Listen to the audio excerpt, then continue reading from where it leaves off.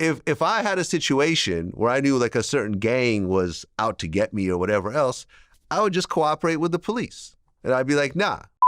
Puffy, who's a multimillionaire, decides to align himself with the Southside Crips. So now you got this whole gang that's going back and forth. In the world of hip hop, where legends are born and secrets lurk in the shadows, the recent interview with Tony Yayo on VladTV has sent shockwaves through the industry. Yayo, one of the founding members of the legendary G Unit, didn't hold back when discussing the unsolved assassination of the iconic rapper, the notorious B.I.G., also known as Biggie Smalls. He pulled no punches, making explosive accusations that have set tongues wagging and fingers pointing squarely at one man, Sean Diddy Combs. You will say, right? Yeah. But he was hanging around some street or whatever you want, because you hanging around some street you gonna get into some street. During the interview, Yayo delved deep into the mysteries surrounding Biggie's assassination, passionately asserting that it was far from a random act of violence.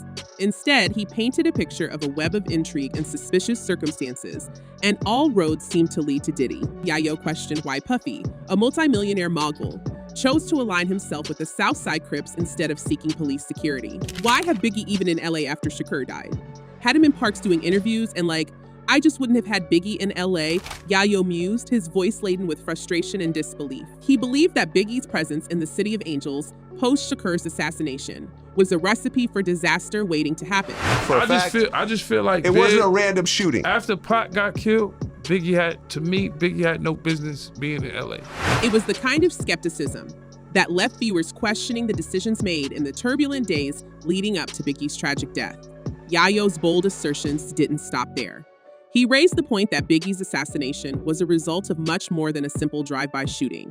I just feel like it wasn't a random shooting, he said with conviction. The interviewer on VladTV couldn't help but chime in, offering his own insights into the ill-fated tale of Biggie and Shakur.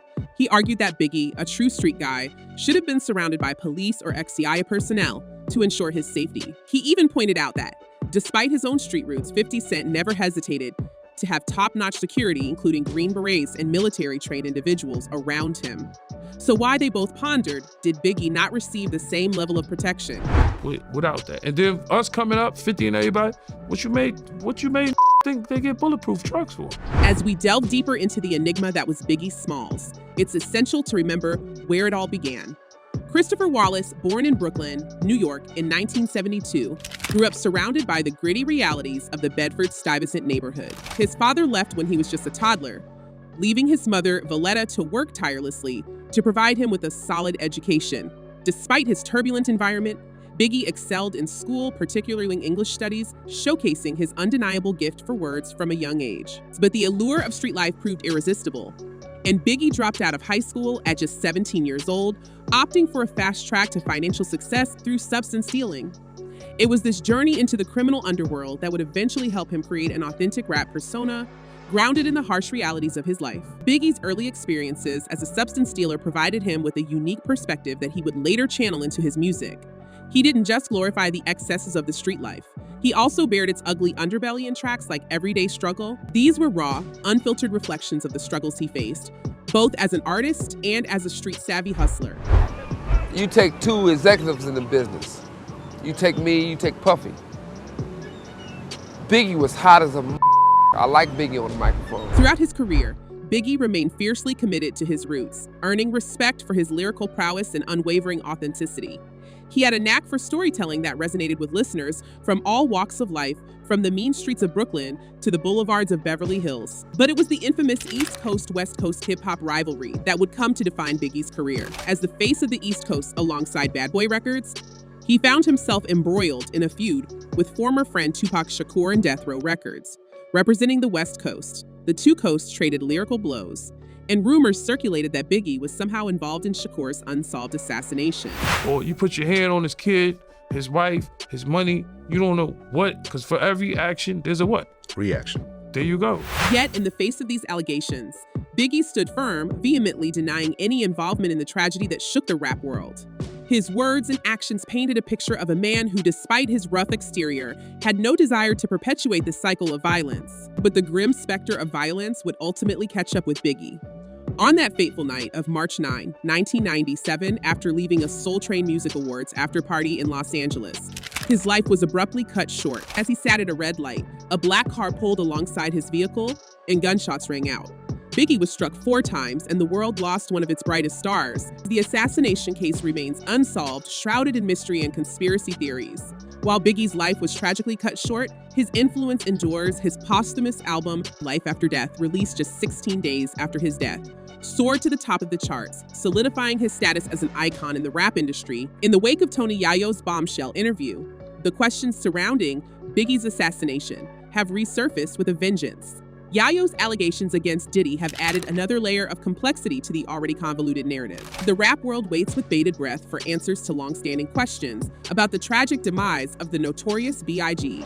Biggie pass is about Puffy getting the opportunity to become a rapper.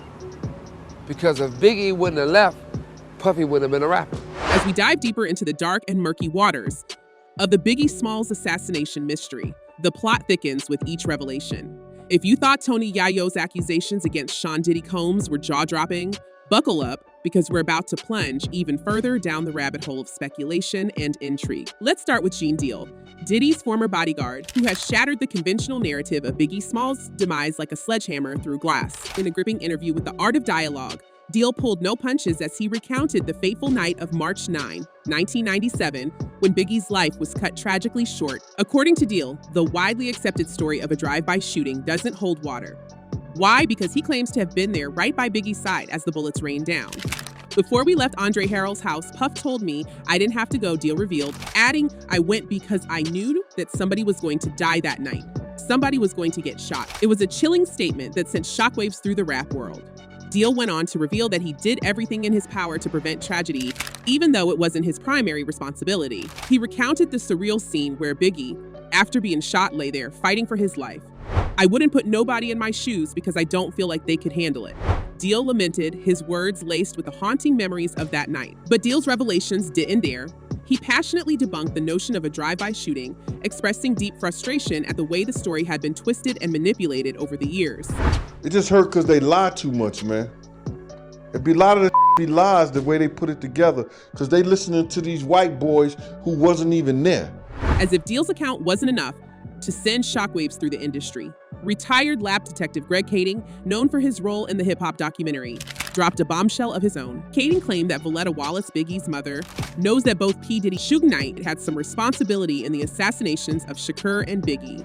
She was, I think, understanding clearly what had happened, and I think she was starting to see that other people were responsible than who she previously had believed. In an emotional encounter with Voletta Wallace, Kading shared the discoveries made during the police investigation. Kading's revelations shed new light on the mystery, suggesting that the truth had been clouded by conflicting narratives. The shadow of conspiracy looms larger than ever. Kading's theory about the assassinations is as shocking as it is audacious. He alleges that P. Diddy hired Crips gang member Dwayne Keith Keffe Didis to assassinate Tupac Shakur and Suge Knight for a staggering sum of $1 million. Kading now believes that Keffe's nephew, Orlando Baby Lane Anderson, was the one who pulled the trigger on Shakur in Las Vegas on that infamous night in 1996. In a retaliatory move, according to Kading, Suge Knight hired Blood's gang member Wardell Pucci Faust to eliminate the notorious B.I.G. The web of conspiracy surrounding these assassinations continues to grow, with each new revelation painting a darker and more intricate picture. As we navigate the treacherous waters of the Biggie Smalls assassination mystery, one thing becomes abundantly clear: this is no ordinary crime tale. The revelations from Tony Yayo, Gene Deal, and Greg Kading have thrown this case into a whirlwind of complexity and conspiracy, leaving us all on the edge of our seats. Tony Yayo's explosive accusations against Sean Diddy Combs have ignited a firestorm of speculation. Yayo's questions surrounding why Diddy, a wealthy mogul, chose to bring Biggie Smalls to the dangerous terrain of Los Angeles post-Shucker's assassination remain unanswered. The lingering mystery of why Diddy didn't provide adequate security for Biggie continues to baffle us all. Was it mere negligence, or is there something more sinister at play? As we plunge deeper into this murky abyss of speculation and intrigue, one thing remains certain: the truth is a slippery beast, and this case is far from solved. The tangled web of conspiracy surrounding Biggie Smalls' assassination grows more intricate with each revelation, leaving us all yearning for answers that may forever elude us. The recent revelations from Tony Yayo, Gene Deal, and Greg Kading have sparked a maelstrom of debate within the hip-hop community, with fans passionately weighing in on the matter. It was the 90s. It wasn't cool to have security or get cops. It wasn't like how it is now, one fan pointed out. On the flip side, another fan had a starkly different take, asserting, "It's common sense. Puffy should have never gone to Los Angeles to begin with. Even though it was good money, in the end, it wasn't worth it. He sacrificed big just to get rich." That's one example of going to the ops neighborhood when you ain't supposed to. Now we want to hear from you, our dedicated audience. What are your thoughts on the revelations surrounding Biggie Smalls' assassination? Drop your comments below and let's keep this conversation going. Until next time, stay tuned and stay curious.